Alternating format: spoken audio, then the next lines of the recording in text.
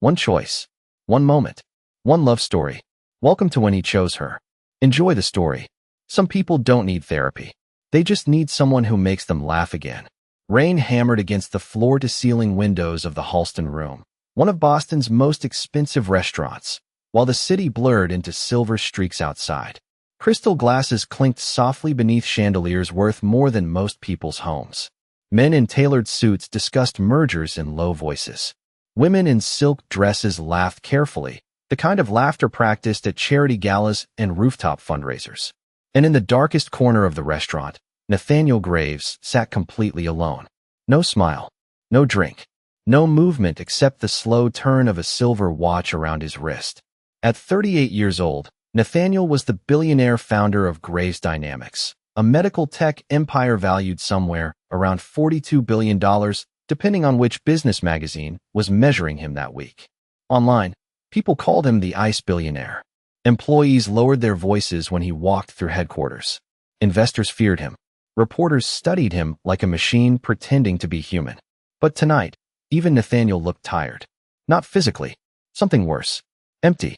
Across the restaurant, Sadie Calloway nearly dropped an entire tray of sparkling water onto a lawyer from Beacon Hill because she was trying to balance 3 dessert plates while also fixing the tiny earpiece tangled in her blonde hair.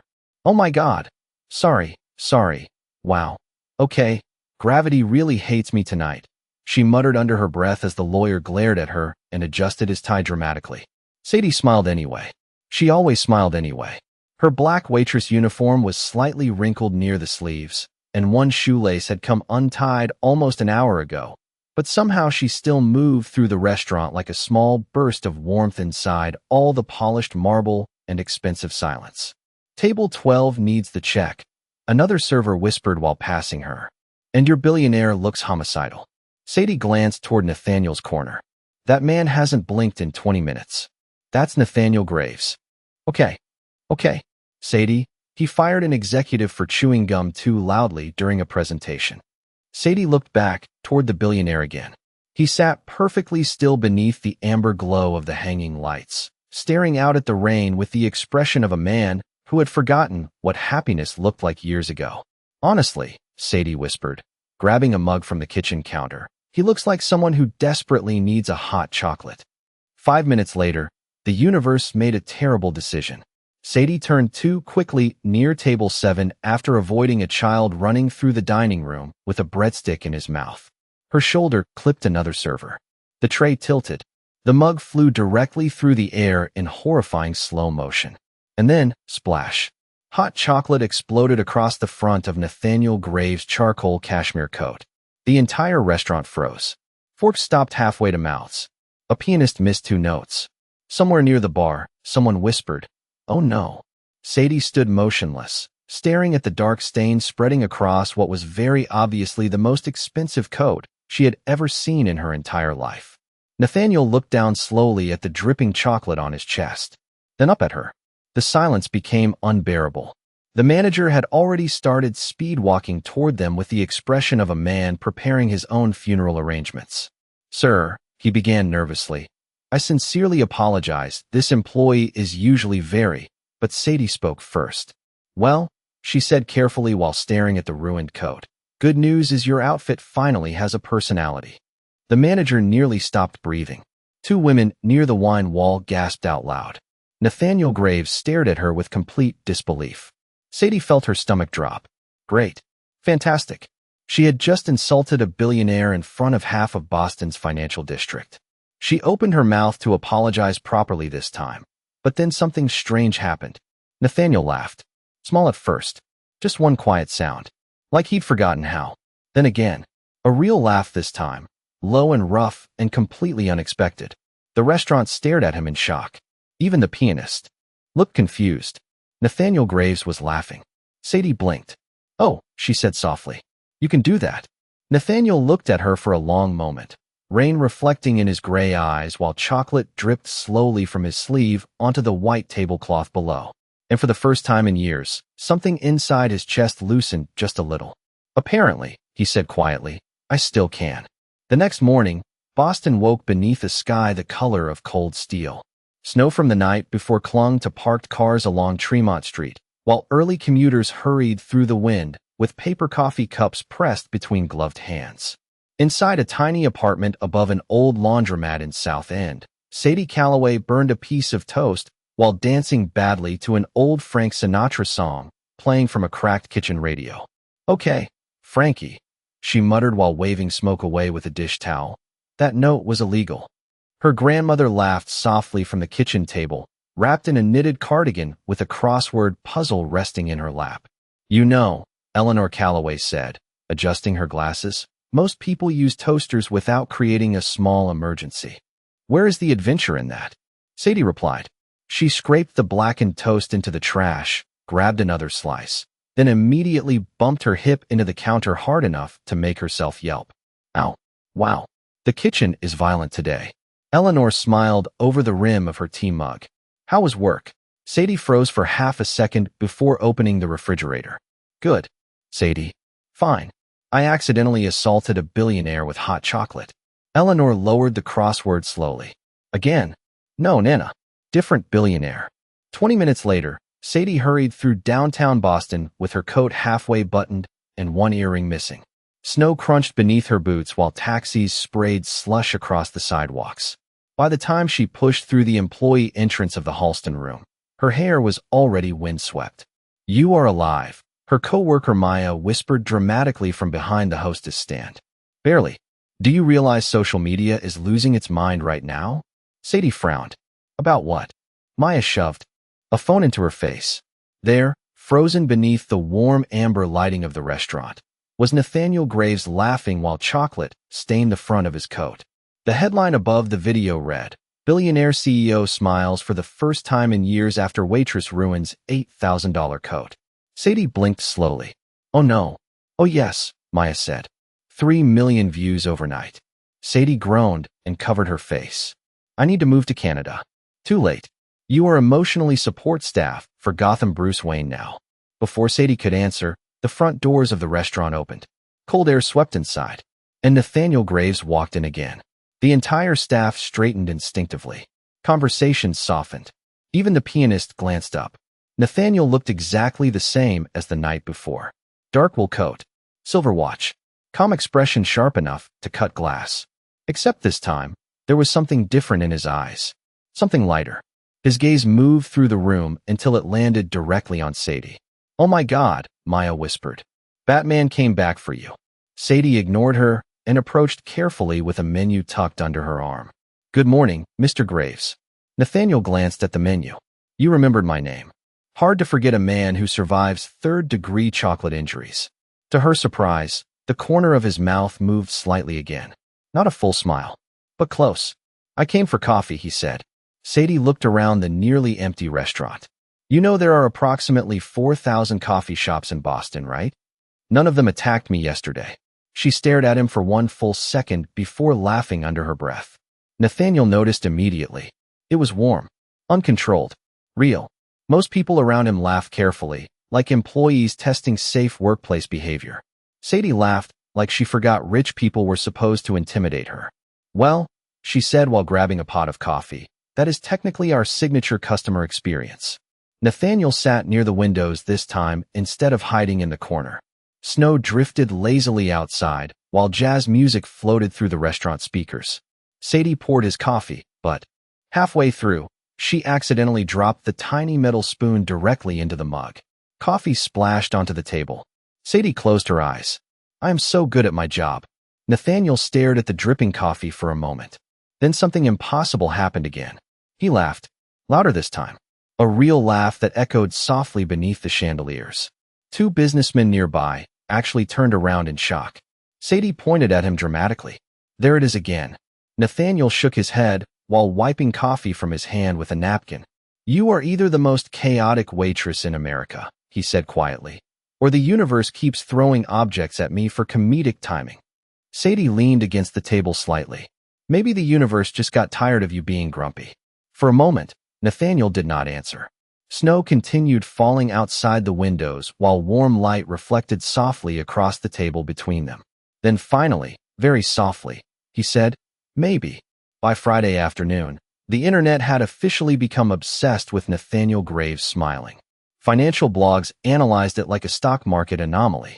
Morning talk shows replayed the grainy restaurant footage beside dramatic headlines. One account on social media posted a slow-motion clip of Sadie dropping the spoon into his coffee with the caption, "The only woman alive not afraid of him."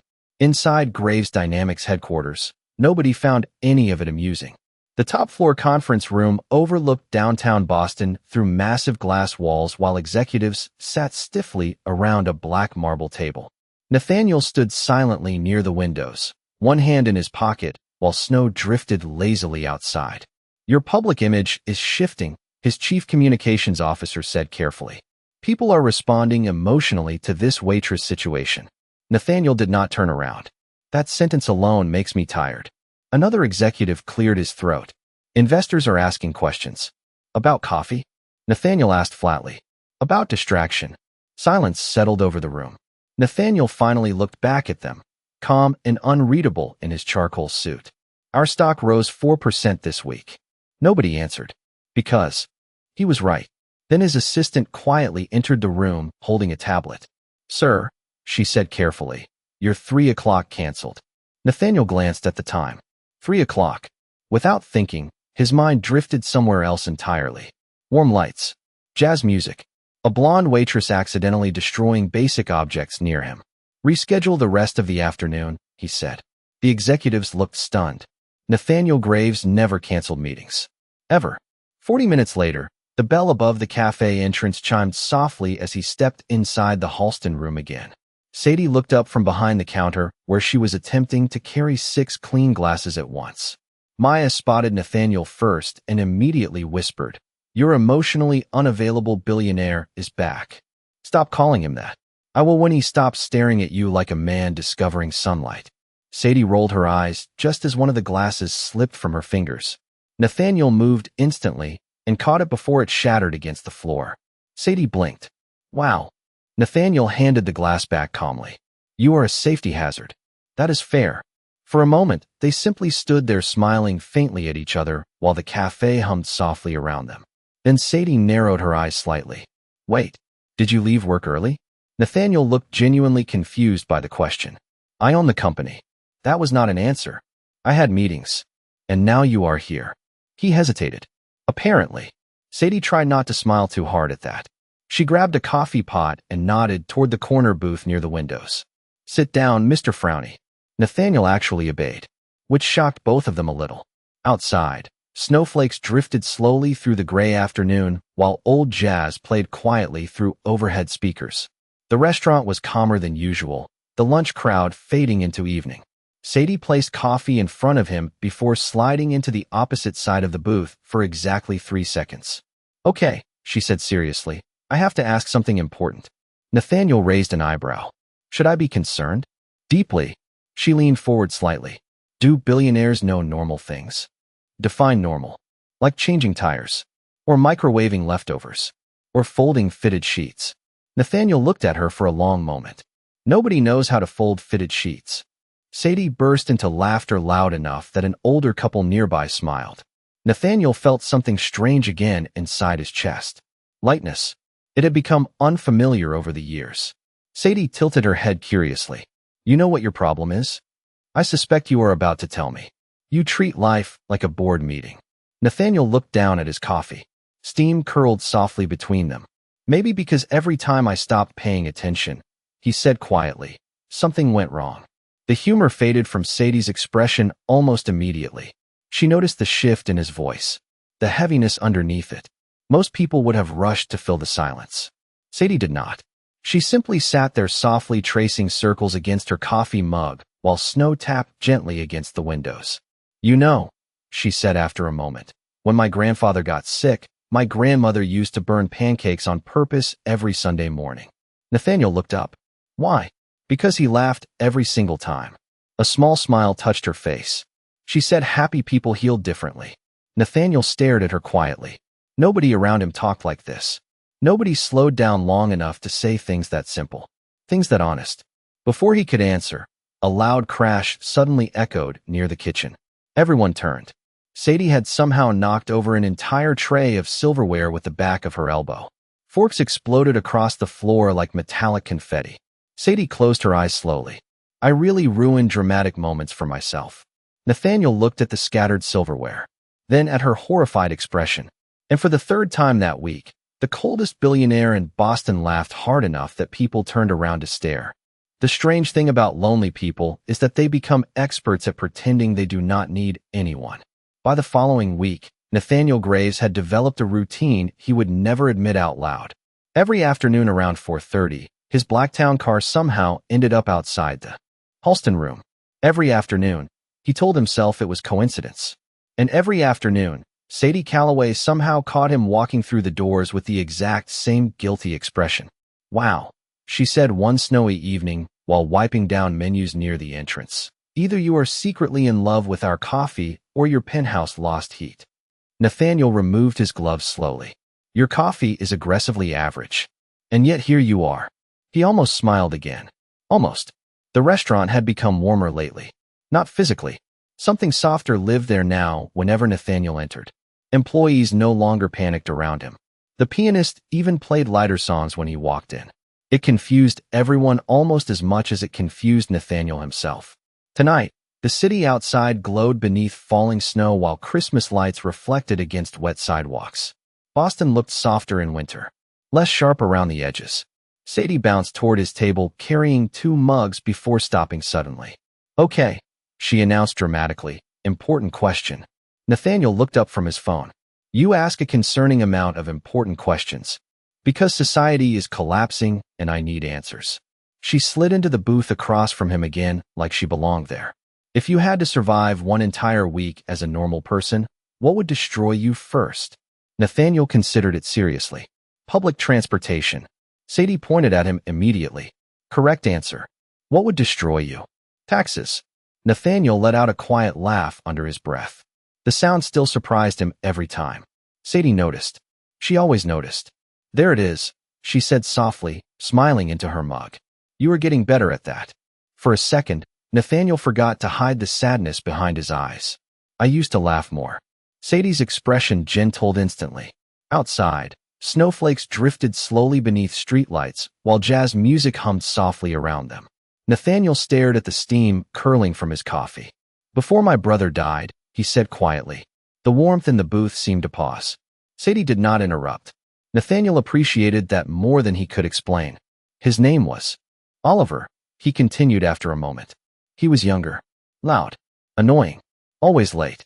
A faint smile touched his face before fading again. "He thought my life was too serious." Sadie leaned her chin lightly into her hand while listening. Nathaniel rarely spoke this much to anyone anymore. 5 years ago," he said quietly, "I called him during a storm. I needed him back at the office for an investor meeting." Snow tapped softly against the windows beside them. He never made it there. Silence settled between them. Heavy. Human. Sadie's eyes softened, but she did not offer pity. Nathaniel hated pity. Instead, she looked at him the way people look at cracked things they still think are beautiful. "You blame yourself," she said gently. Nathaniel gave the smallest nod. "Every day."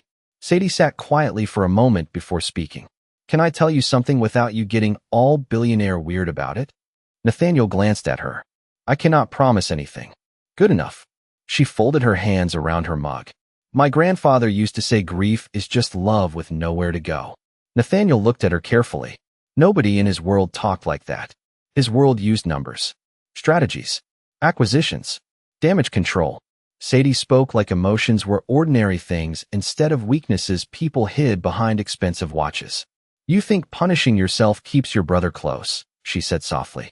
"But maybe he would rather you actually live." Nathaniel looked away toward the snow outside because suddenly his chest felt too tight. The restaurant blurred slightly for one dangerous second. He cleared his throat quietly. "You always talk like this." Only when emotionally damaged billionaires tip well. That made him laugh again. A real one this time. Warm enough that 2 older women nearby smiled at each other knowingly. Sadie grinned proudly. "There he is." Before Nathaniel could answer, a loud screech suddenly echoed near the front counter. Everyone turned at once. Sadie had somehow gotten the sleeve of her sweater caught inside the ancient receipt printer while reaching for takeout menus. The machine violently spat receipts across the restaurant like confetti. Sadie stared at the flying paper in horror. I swear technology senses fear. Nathaniel laughed harder than he had in years. Not polite laughter. Not controlled. Real laughter that bent forward slightly and made his shoulders shake. The entire restaurant stared openly now. Even Sadie froze for a second because the sound transformed him completely. Younger. Softer. Alive. Nathaniel finally caught his breath while Sadie stood trapped beside the printer with receipts hanging from her sleeve like streamers. Do not move, he managed between laughs. You somehow made yourself look haunted by office supplies. Sadie looked down at herself dramatically. This is how I go? Defeated by thermal paper. And standing there beneath golden restaurant lights while snow fell quietly outside the windows, Nathaniel Graves realized something terrifying. For the first time since losing his brother, he did not want the evening to end. Sometimes the loneliest people are the easiest to recognize because they laugh too hard at small things. 3 days later, Boston was buried beneath another snowstorm. Wind curled through downtown streets while white flakes covered traffic lights, rooftops, and frozen sidewalks in soft silence. Inside the Halston room, warm jazz drifted through the restaurant while customers escaped the weather with wine glasses and candlelight. Near the kitchen entrance, Sadie Calloway stood balancing 3 soup bowls on one arm while trying to tape a handwritten holiday specials sign crookedly against the wall. Sadie, Maya called out nervously, why are you using steak knives as tape holders? Because innovation requires courage. That sentence explains too much about you. Before Sadie could answer, the front doors opened. Cold air swept inside. Nathaniel Graves stepped through the entrance wearing a dark charcoal coat dusted with snow. But tonight he was not alone. 4 executives followed behind him carrying phones, briefcases, and the exhausted expressions of people who had not experienced joy since approximately 2009. The moment they noticed where Nathaniel had brought them, confusion spread across their faces. One executive lowered his voice immediately. Sir, the Four Seasons was available. Nathaniel removed his gloves calmly. The food here is better. Sadie nearly dropped the soup bowls. You brought co-workers? Nathaniel glanced toward her. Apparently. She narrowed her eyes suspiciously. Mr. Frowny, are you emotionally showing off your favorite waitress? One of the executives almost choked on air. Nobody on earth spoke to Nathaniel Graves like that. Nathaniel simply pulled out a chair at the large corner booth. Coffee first, he said quietly. Then insults. Sadie grinned despite herself and disappeared toward the kitchen. The executives exchanged confused looks while sitting down carefully. Sir, one whispered once she left. Is this really the same restaurant from the videos? Nathaniel looked toward the kitchen entrance where Sadie was arguing dramatically with the espresso machine. Yes. You seem different lately. Nathaniel gave the smallest shrug. Do I? Nobody answered immediately because the truth sat plainly in front of them. He did seem different. Less sharp around the edges.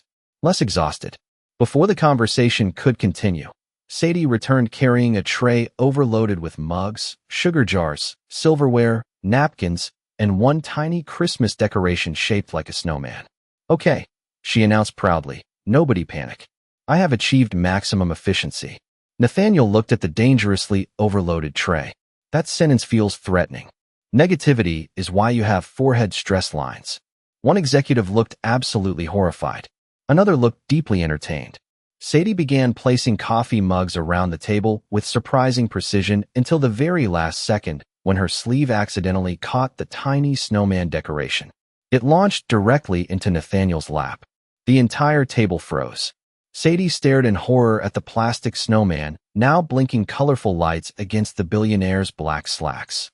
Nathaniel looked down slowly, then up at her. Well, Sadie whispered carefully, you are festive now. One executive coughed violently, trying not to laugh. Then another lost control completely. Within seconds, the entire table was laughing, including Nathaniel himself. Real laughter. Warm. Enough that nearby customers turned to stare openly again. Sadie pointed proudly at the executives. See? Your tiny corporate minions can experience emotions. Nathaniel shook his head while removing the blinking snowman from his lap. I regret bringing you into my professional environment. And yet, Sadie said while stealing one of the breadsticks from the table, you keep coming back. That sentence stayed in Nathaniel's head long after dinner ended.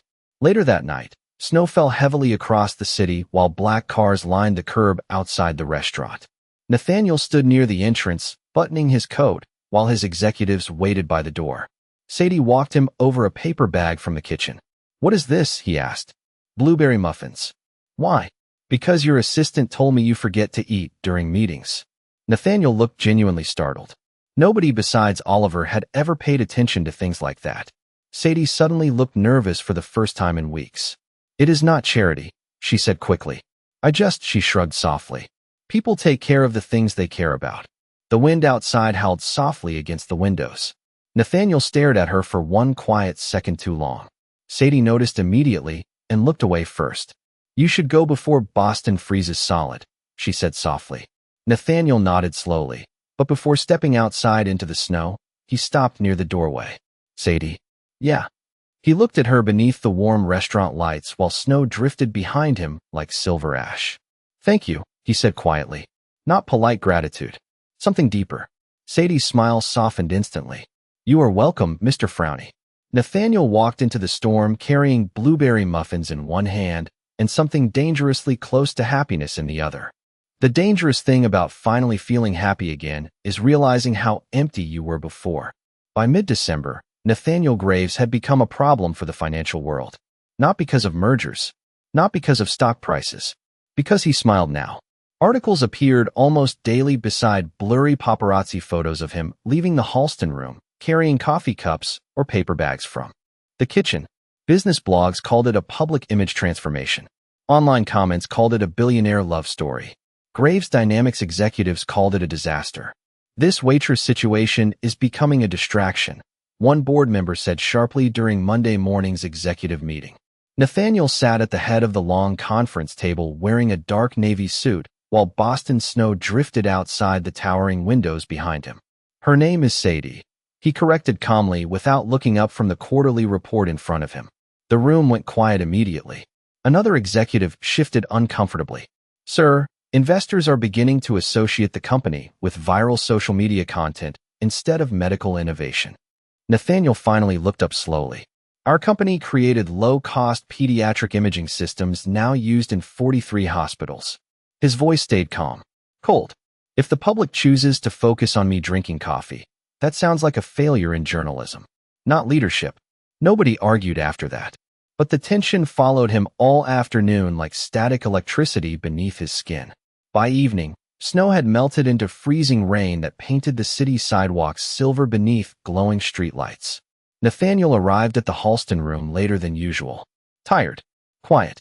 The moment Sadie spotted him entering through the front doors, her face brightened automatically. It happened every time now. Nathaniel noticed that too.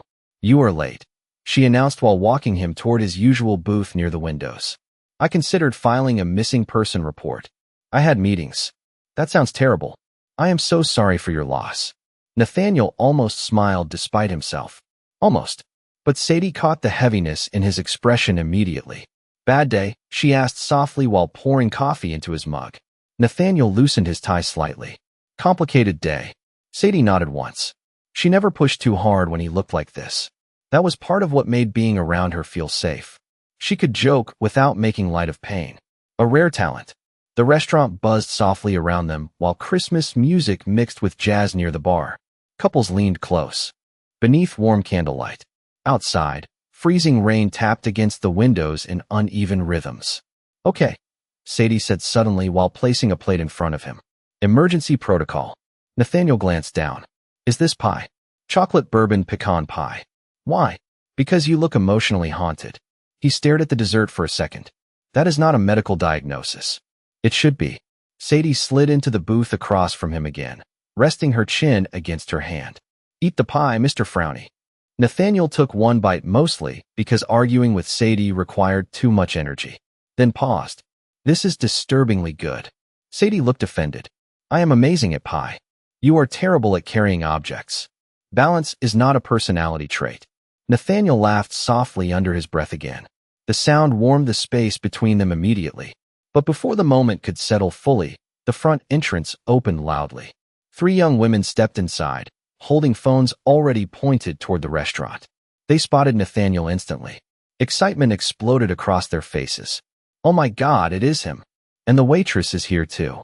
Ask them to recreate the coffee video. Sadie's smile faded slightly. Nathaniel noticed immediately. Within seconds, more people began turning toward their booth. Someone near the bar lifted a phone camera. Another whispered loudly, "That is the billionaire from TikTok." Sadie shifted uncomfortably beneath the attention. Nathaniel's jaw tightened instantly. He hated cameras. Hated strangers turning real moments into entertainment. One of the women approached carefully. "Mr. Graves, can we get a picture with you and your waitress?" The wording hit the table awkwardly. "Your waitress?" Nathaniel's expression cooled immediately. "No," he said calmly. But the woman laughed nervously. "Come on, social media loves you guys." Sadie forced a polite smile even though embarrassment had already crept into her cheeks. "It is okay," she said quietly. "People are just curious." Nathaniel looked at her. Really looked. At the way she suddenly folded inward slightly beneath the attention. At the way she tried to make everyone else comfortable first. Even now. Especially now. "No," he repeated more firmly while standing from the booth. The entire restaurant quieted slightly. Nathaniel stepped beside Sadie calmly, protective without touching her. "She is a person," he said quietly. "Not content." Silence spread instantly through the restaurant. The women looked embarrassed now. One lowered her phone quickly. "Sorry," she whispered. Sadie stared at Nathaniel in surprise. Nobody had defended her like that in a very long time. The women left awkwardly a moment later while conversations slowly returned around the restaurant. But the air between Nathaniel and Sadie had changed somehow. Softer. More dangerous. Sadie looked down at her coffee cup for a second before speaking quietly. "You did not have to do that." Nathaniel sat back down slowly. "Yes," he said softly. "I did." And for the rest of the evening, neither of them quite knew what to do with the way their hearts suddenly felt too loud inside such a quiet room. The hardest thing about falling for someone is realizing they can hurt you simply by going quiet. 2 nights before Christmas, Boston glittered beneath fresh snow and golden lights strung across brownstone windows. The city felt softer during the holidays. Warmer. Like even lonely people had permission to hope a little. Inside the Halston room, every table was booked. Laughter floated through the restaurant, while piano music drifted beneath the low glow of chandeliers. Sadie moved carefully between crowded tables carrying trays of cocktails and dessert plates, while trying not to trip over a decorative wreath someone had placed too close to the kitchen entrance. "Who puts a pine cone there?" she whispered angrily after nearly losing balance for the 3rd time. Maya passed beside her carrying wine glasses. "The same universe that keeps emotionally torturing billionaires for your character development." Sadie rolled her eyes, but her smile faded slightly when she looked toward the windows. Nathaniel was late again. She hated noticing things like that now. Hated how automatically her eyes searched for him every evening. At exactly 7:23, the restaurant doors finally opened. Nathaniel stepped inside wearing a black coat dusted with snowflakes. But before Sadie could smile, her stomach dropped slightly. A woman entered beside him. Tall, elegant, dark green coat, perfect posture. The kind of woman who looked expensive without trying. Sadie immediately looked away before Nathaniel could notice the strange ache crossing her face. "Okay," Maya whispered beside her. "Who is Christmas Barbie?" "I do not care." That was the fastest lie in human history. Nathaniel spotted Sadie almost immediately, but tonight something felt different in the room. More fragile somehow. He walked toward his usual booth with the woman beside him while conversations quietly shifted around them. The woman smiled politely. "This place is charming." Nathaniel's eyes stayed on Sadie near the bar. "It is." Sadie approached their table professionally with menus tucked beneath her arm. Her smile looked perfect. Too perfect. Nathaniel noticed instantly. "Good evening," she said evenly. "Can I start you both with drinks?" "Both." The word landed strangely in Nathaniel's chest. "Sadie," he began quietly, "this is Vivian Mercer. She works with our foundation." Vivian extended a hand warmly. "I have heard a lot about you." Sadie shook her hand politely.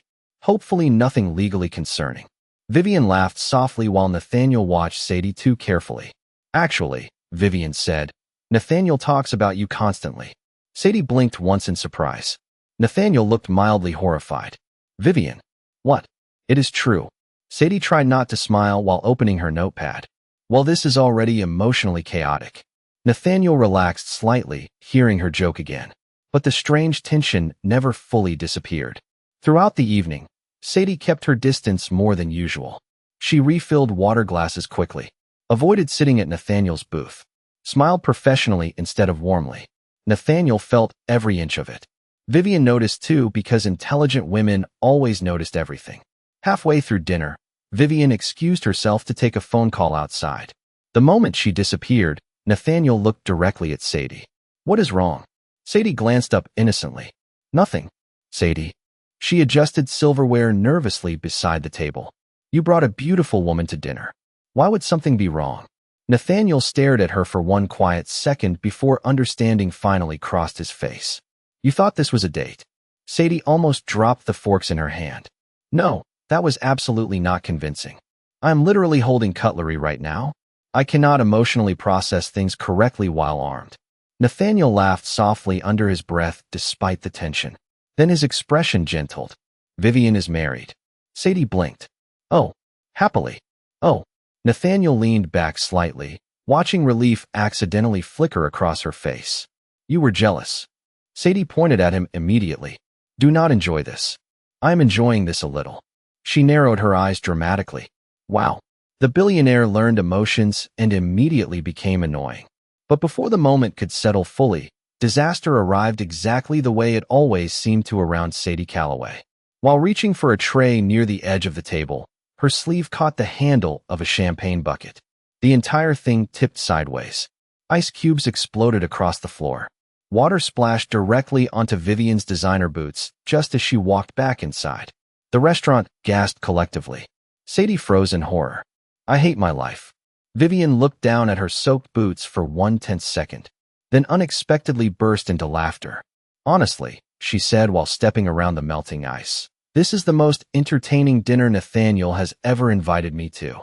Relief flooded Sadie's face instantly. Nathaniel shook his head quietly while smiling into his wine glass again. Vivian looked between them knowingly. "You know," she said softly to Sadie, "he did not laugh for years before you." The restaurant noise seemed to fade slightly around the table. Sadie looked toward Nathaniel. Really looked at him. At the softness in his eyes now. At the exhaustion slowly disappearing piece by piece whenever he was near her. Nathaniel held her gaze quietly across the warm candlelight, while snow drifted outside the windows behind them. And somewhere deep inside both of them, something stopped pretending this was friendship anymore. Sometimes love does not arrive loudly. Sometimes it simply sits beside you long enough that silence starts feeling safe again. Christmas Eve arrived wrapped in soft snow and golden light. Boston glowed beneath strings of white bulbs hanging from brownstone windows, while church bells echoed faintly through the freezing evening air. Inside the Halston room, the holiday crowd filled every corner with warmth and music and laughter. Couples leaned close beneath candlelight. Families toasted beside decorated evergreens near the entrance. Somewhere near the piano, an elderly man quietly sang along to Frank Sinatra under his breath. And for the first time in many years, Nathaniel Graves was not spending Christmas Eve alone in a penthouse office staring at spreadsheets. He sat near the windows with a cup of coffee growing cold between his hands, while watching Sadie move through the restaurant beneath strands of golden lights. She looked beautiful tonight without trying to. Her blonde hair was loosely pinned back with a velvet ribbon that kept slipping sideways every 20 minutes. Her cheeks were pink from rushing between tables. And despite the chaos around her, she still somehow noticed every lonely customer in the room. Nathaniel watched her quietly carry an extra slice of pie to an elderly woman dining alone. Watched her kneel beside a little boy crying because he dropped his candy cane. Watched her laugh when the pianist accidentally played the wrong song halfway through. "Have yourself a merry little Christmas." "You are staring again," Vivian said softly while sliding into the booth across from him. Nathaniel barely reacted anymore whenever people noticed. "I know." Vivian smiled knowingly over her wine glass. "You love her." Nathaniel looked down at his coffee instead of answering. Outside the windows, snow drifted slowly through the dark. "That obvious?" he asked quietly after a moment. "Nathaniel," Vivian said gently, "you used to look at the world like it disappointed you personally." A small smile touched her face. "Now you look at one waitress like she brought oxygen back into the room." Nathaniel leaned back. silently, while jazz music floated softly through the restaurant. He hated how accurate that felt. Before he could answer, sudden laughter erupted near the kitchen.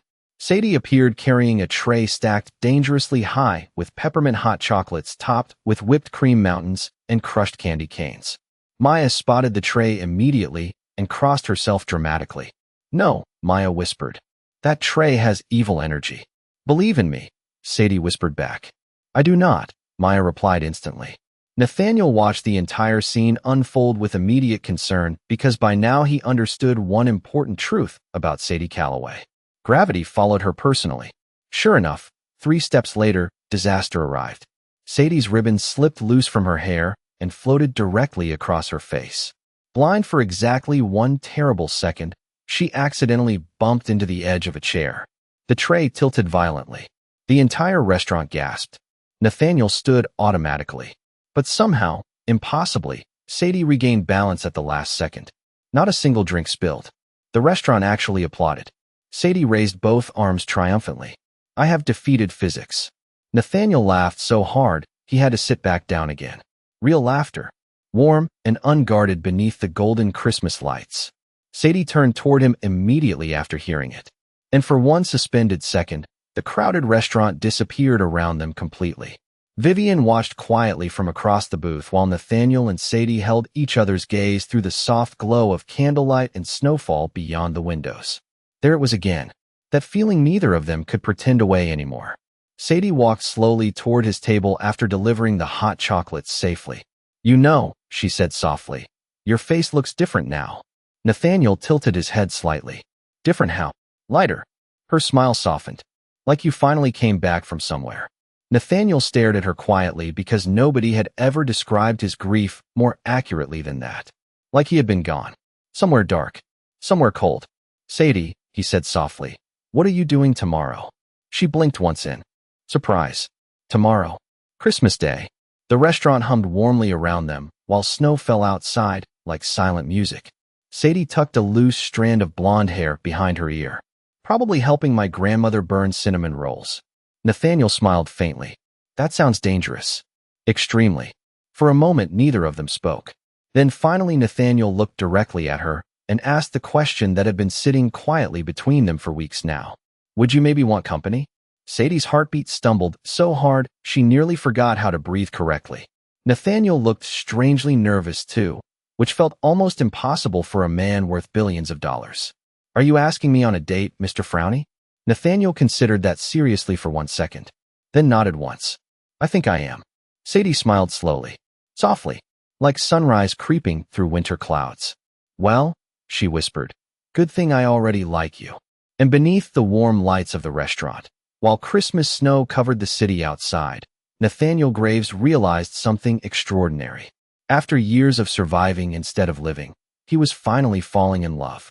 In the end, the people who change our lives are rarely the loudest ones. Usually, they are the quiet souls who remind us how to feel alive again. 1 year later, Boston welcomed another winter beneath soft snowfall and glowing city lights.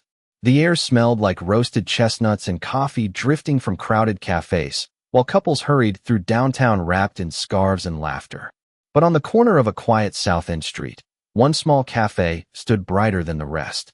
Warm golden light spilled through wide windows onto the snowy sidewalk outside. A hand-painted sign above the entrance read, "Second Smile." Inside, jazz music floated softly through the room, while customers crowded around tiny wooden tables decorated with candles and evergreen branches. The walls were lined with old photographs, handwritten notes from customers, and tiny moments framed carefully like memories worth keeping. Near the register hung a charcoal cashmere coat with a faded chocolate stain across the front pocket. People asked about it. Almost every day, and every single time, the answer made someone smile. "Okay," Sadie called from behind the counter while balancing 2 pie plates and somehow answering the phone at the same time. "Who ordered 6 peppermint mochas and emotional chaos?" Maya nearly dropped a stack of menus laughing. "Some things never change." "Incorrect," Sadie replied dramatically. "I am now professionally chaotic." Her blonde hair was longer now, loosely tied back, while flour dusted one sleeve of her sweater. The cafe belonged to her officially. Nathaniel had helped secure the building months earlier after discovering the previous owner planned to sell it to developers. But he had done it quietly. No grand gestures. No billionaire headlines. Just paperwork signed silently because he believed in her dreams before she fully believed in them herself. Across the cafe, Nathaniel sat near the windows wearing a dark wool sweater instead of one of his old designer suits. A laptop rested closed beside his coffee untouched because he had spent the last 20 minutes watching Sadie accidentally start a small whipped cream fight with two college students near the pastry case. He smiled constantly now. The internet still found that shocking. Mr. Graves, an older customer called from nearby. Your girlfriend just put cinnamon in my coffee instead of cocoa.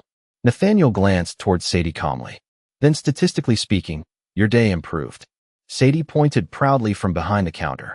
See? Emotional growth. The cafe erupted with soft laughter. Nathaniel shook his head while smiling into his coffee mug again. Sometimes he still caught himself thinking about the version of him that existed before Sadie. The cold billionaire. The man who ate dinner alone beside glowing skyscrapers while convincing himself work mattered more than happiness.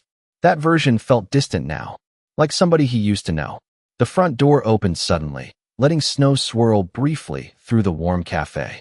Eleanor Calloway stepped inside wrapped in a knitted scarf while carrying a tray of homemade cinnamon rolls. Your grandmother has arrived, Maya whispered dramatically. Everyone act normal. Too late, Eleanor replied immediately. Sadie laughed and hurried around the counter to hug her grandmother, while Nathaniel stood to help with the tray automatically. Eleanor noticed that too. She always noticed everything. You know, she said softly while adjusting her gloves. Last Christmas this man looked like he personally disliked sunlight. Nathaniel sighed. I walked directly into that one.